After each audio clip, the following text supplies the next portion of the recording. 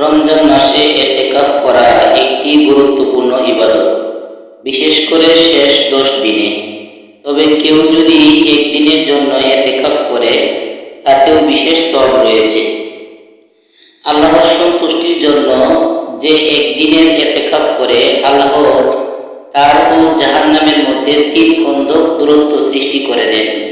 প্রতিটি খন্দকের দূরত্ব আসমান ও জমিনের দূরত্বের বেশি দূরত্ব। সুবহানাল্লাহ। সহিহ আল জামি। এক, অব্যাহত ইবাদতের সুযোগ। এতেকাফে থেকে মানুষ দুনিয়াবী ব্যস্ততা থেকে মুক্ত হয়ে একান্তভাবে আল্লাহর ইবাদতে মনোযোগ দিতে পারে। 2, গুনাহ মাফ ও জান্নাতের সুসংবাদ।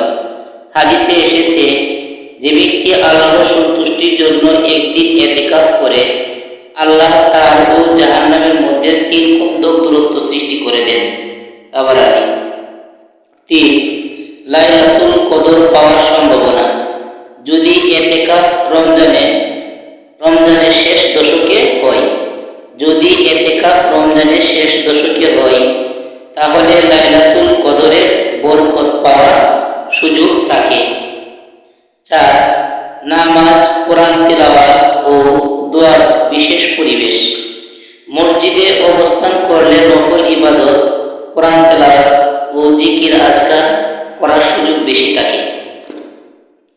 নবী করিম সাল্লাল্লাহু আলাইহি ওয়াসাল্লাম রমজানের শেষ 10 দিনে এতেকাফ করতেন, যতদিন না তিনি ইন্তেকাল করেন।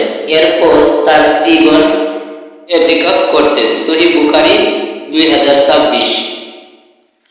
যদিও সুন্নত এতেকাফের জন্য পুরো রমজানের শেষ 10 দিন থাকা উত্তম, তবে কেউ যদি একদিনও এতেকাফ করে তাহলে সেটিও নেক আমল হিসাবে গণ্য হবে এবং আল্লাহর রহমত ও বরকত লাভের সুযোগ সৃষ্টি হবে।